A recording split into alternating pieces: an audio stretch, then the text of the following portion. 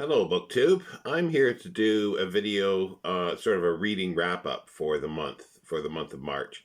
It's been a long time since I've done something like that, but I felt that this month actually has gone fairly well reading wise compared to the previous months or the recent months. I'm still not near close to up to par, but hopefully that will start changing. I still don't have that many hours in the day to be able to read, but this month, as I say, was good, and it was sparked off with the first read along that I'm doing for Clifford Simac, and that was his 1952 fix-up novel City. Now, I'm not going to go into any detail with this.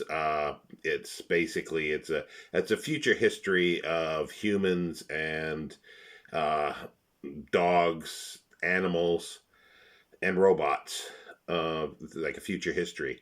But it's a fix-up novel that he published as a book in 1952. And I've done four live videos with guests, and we discussed two stories every week. I'll leave all the links down below if you do care, and I do. If even if you don't want to sit and watch all the videos, if you haven't read City and you like science fiction and you like sort of philosophical and thought-provoking science fiction, then I really, really suggest City, and I suggest Clifford D. Simac in general.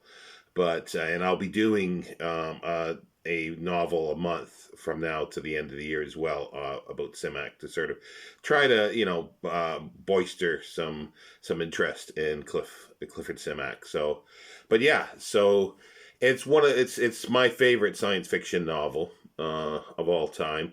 There's a few others that are very close, but this one is. I've read it so many times. So yeah, and I not only just read this again. This edition is the SF Masterworks by Golan's, that has the final story in. Uh, Epilogue that was published originally in 1973, but I also read the individual stories as they appeared in the magazines in the 40s. Most seven of the nine tales appeared in Astounding, and they've been reprinted in the complete what they call it, the complete short fiction of Clifford Simac, and the first one, City, is in volume 3, and it's edited by Dave Wixon, who's the executor of the Clifford Simac estate, and published by Open Road Media. And the other ones, and this volume is called The Ghost of a Model T, and Other Stories. Huddling Place appeared in volume 5. And No Life of Their Own, and Other Stories. And there are some differences, especially in the first two stories. There's differences of how it was published originally in the magazine and later in 1952 in the book, the fix-up novel City. And then we move on to, I don't have the bookmark in this one here, but we move on to Census, and that's in Goodnight, Mr. James, and Other Stories. And then we moved on to, again, I don't have the Desertion, which actually was the first story that was written, but it's the fourth tale. So, and then we moved on to Paradise, and then Hobbies, then The Trouble with Ants. It's actually called A Simple Way in the published book, but the magazine title was A Trouble with Ants. And then we've got, actually I have these in wrong order here, sorry. It was Aesop that came first, and then Trouble with Ants.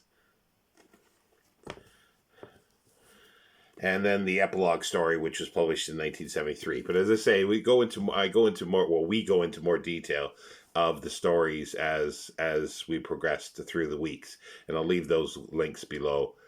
But I do, if you haven't read City, I really, really do urge you. It's a landmark of science fiction, 20th century science fiction, regardless.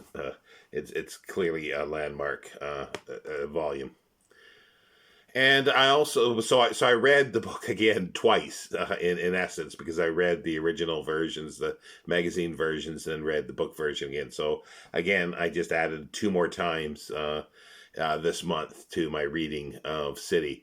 But I also was reading stuff around, as I sort of am wont to do, and continuing with Clifford Simac, like reading bits out of Francis Lyle's Clifford Donald Simac, An Affectionate Appreciation. And this was published in 2020, I think it was. Yeah, 2020. But he'd been writing it for many, many decades, or several decades anyway. And it's published by Paragon Publishing, and it's sort of a self-published type thing. It's not that well edited, but it's quite good, and it is very much an affectionate appreciation. And the only sort of book that's been written about critical material is from the Milford series of popular writers of today, volume 73. This is When the Fires Burn High and the Wind is from the North, the pastoral science fiction of Clifford Simac by Robert J. Ewald. And this was published in 2006. It's okay. It's quite short. It more or less just tells you what the stories that he's dealing with are about, with a little bit of critical sort of material or thoughts on things. So it's okay. So that was Simac for March. And then for my Patreon book club, we read A Child of the Jago by Arthur Morrison. It was published in 1896. Let me just verify that. Yeah, 1896. And it basically follows a child, like it says, of the Jago, which is a fictional slum in London, but it was based on Old Nickel Street, which was a real slum at the time, and it was the worst slum area of London. And it follows a child growing up from like about 6 years old to teens, and his what happens to him and his family and others in the area. And it's quite brutal at times. And this is the Oxford World Classics edition that was published in, can I find a date when it was published? 2012 by the looks of it, yeah. And it's got really good notes and some critical apparatus, like the introduction, and there's sort of Morrison and his critics, because there's letters and excerpts from critical material of the book, and some treated it lightly and thought it was okay, and others were very, very critical of it, saying that he was making up material. But it's a fabulous book. I really, really enjoyed it. It's brutal in many ways. Here's sort of a couple examples of things where the Dickie, the main character here, his mother, sort of, she wasn't sort of as, like, there's still strata of layers of society even at the very poor. So she's not at the right at the bottom, she's just slightly above.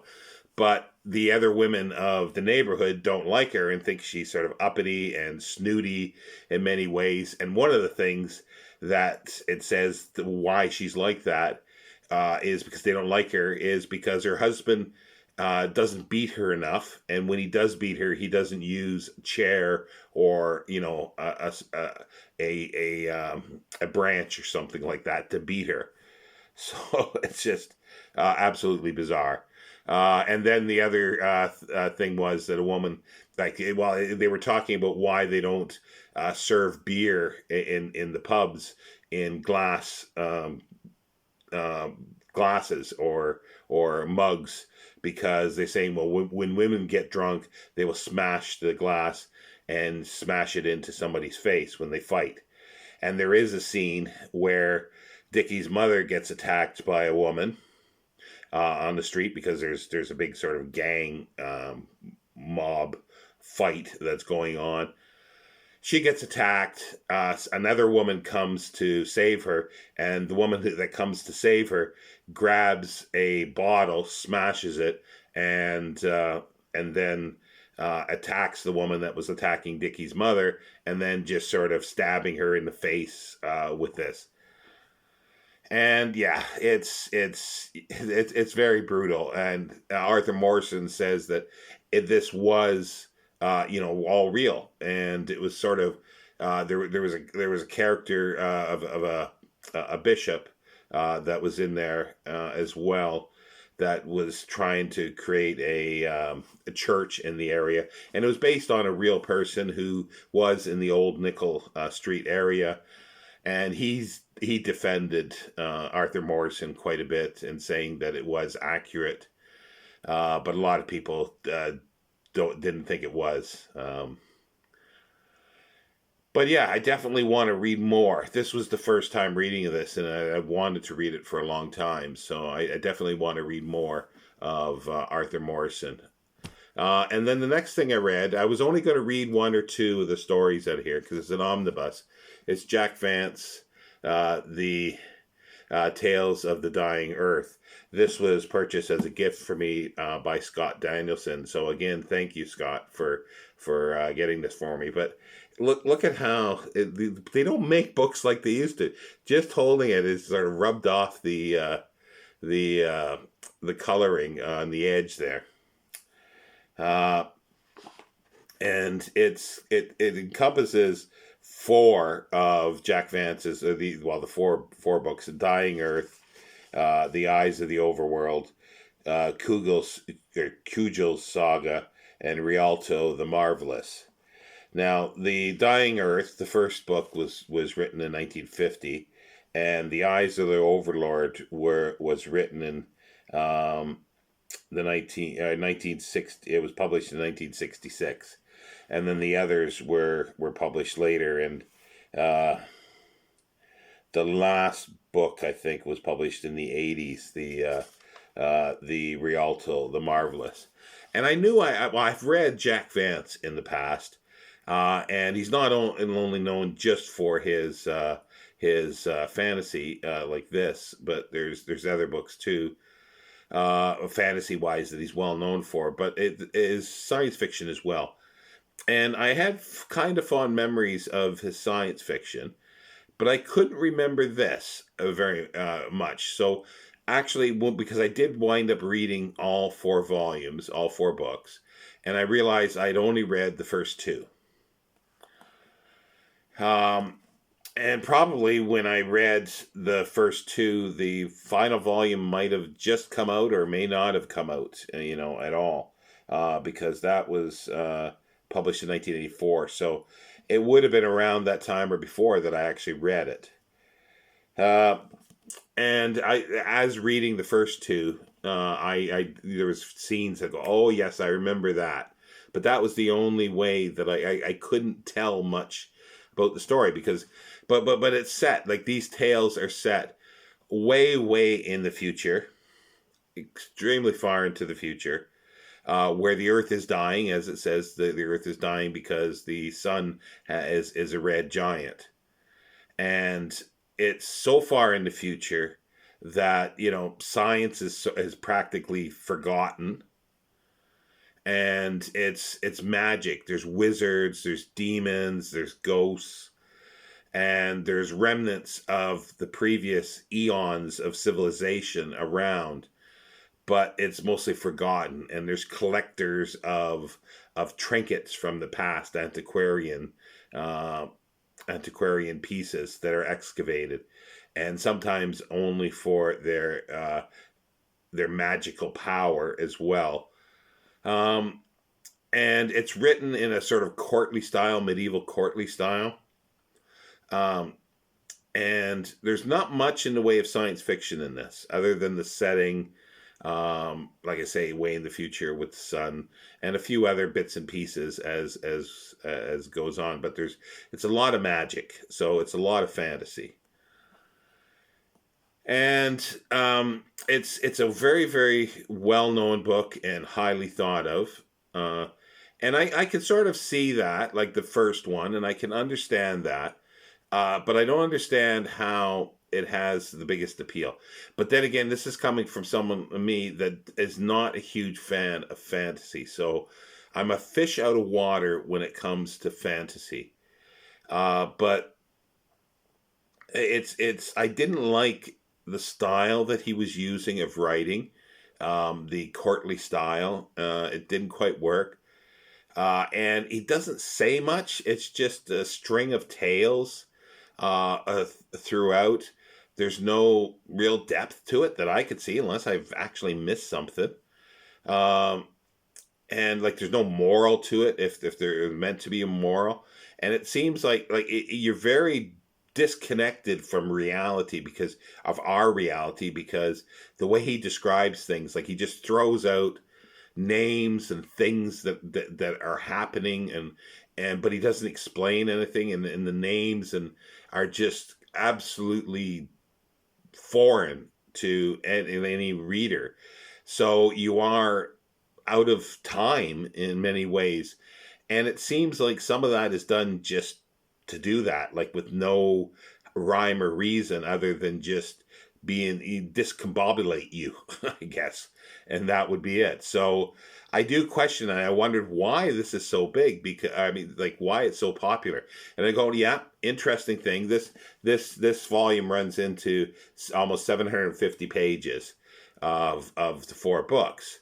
Now, and I was thinking, okay, if he wrote a 75-page novella or a long short story, he could have said the same stuff he did in 10 times that, because the extra 700 page or 675 pages, uh, to me, hasn't added anything to the story. Now, I can understand enjoying the story for the story and the travel, like the journey that you go along reading it, and that's what I think kept me reading this. But there was another reason as well, and I'll get to in a moment. But there was enough that made me interested in this. But to think of it as a great book, I sort of go, okay, it's got to have more than just being a fun little ditty to read. And it's not the first thing to do this, but I guess it was the most popular one. But and then well, the other reason why I was reading this was that I love Hyperion, as I've mentioned over and over again. And Dan Simmons, he uses the dying earth in or the term dying earth. And I think it's dedicated, one of the volumes or something is to Jack Vance and Dying Earth. So I thought, oh, wow, there must be something more that he's taken from this. But my conclusion is that he's just sort of, like he has with so many other things, he's taken science fiction and some fantasy stuff, and he's used the names, and he's sort of peppered them throughout the story. And some of them, and it does make it once you know the background to what he's referring to, it does enhance what he's talking about, but less so with this for me anyway. But that was good. I was glad I was going to that I have read it and reread the others, and I'm going to shortly read the Gene Wolfe's. I always get this wrong. Book of the New Sun, I think it is the 4-1. Well, there's 5, but I'll be reading, I think, in May, those 2, because I'm curious to see. Because I know I've read the first 2 volumes of those, but I never read it all. But it was a long time ago. But again, as my wont, I read around things, and I had this here book. You probably saw it if you've been watching my shelf tours of science fiction, nonfiction. This is Jack Vance, Critical Appreciations in a Bibliography, edited by A.E. Cunningham. And it's published by the British Library. And there's a few interesting essays in here. Like there's one by Gene Wolfe and Dan Simmons. So I read a few of the essays, and sort of to try to understand its popularity. And the best thing that I've come up with was from Robert Silverberg essay in Jack Vance. It's Writers of the 21st Century, edited by Tim Underwood and Chuck Miller. With general series editors were Martin Harry Greenberg and Joseph D. Olander. It's a really good series of essays on specific writers, and it's too bad it sort of went defunct before they continued on, because there's like maybe 5 or 6. I'm missing one, I think. But yeah, there's a Robert Silverberg, and he talks about the first 2 books, because at the time this was published, the last one definitely was. No, I don't think even the third one was fully published. I think there was some short stories, a little bit of it at the time, but there was only really the first 2. And Robert Silverberg talks about how the book was actually published as a book in a paperback in 1950, but the publisher went out of print went out of business very quickly, and so it was very sporadic of the distribution of this. So it became a sort of a cult following, and a sought after book. And I think that adds to the popularity, especially within sort of, science fiction fandom. It's something like that, because you get this aura around something, and it just sort of becomes a momentum through this. He also mentioned that they did a printing error with this, because the second story, because the first one is sort of tales that are lightly connected, but not fully connected, and they transposed the second one. They put the second one first and the first tale second. So he mentioned that, which I found kind of interesting.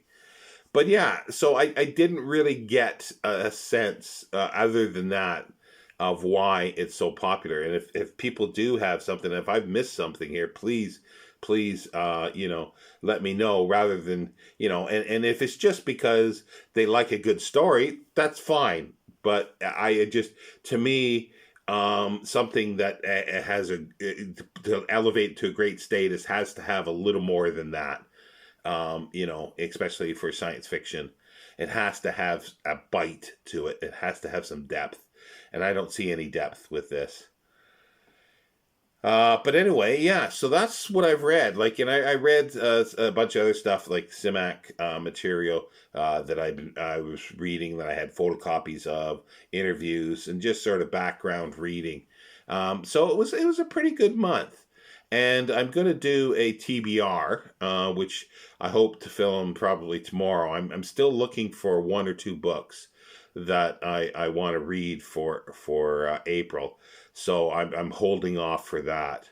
But anyway, this has gone on too long. But thank you, BookTube. And as I say, I'll leave the links down below to the city lives if you are interested in that. Thank you, BookTube. I'll see you next time.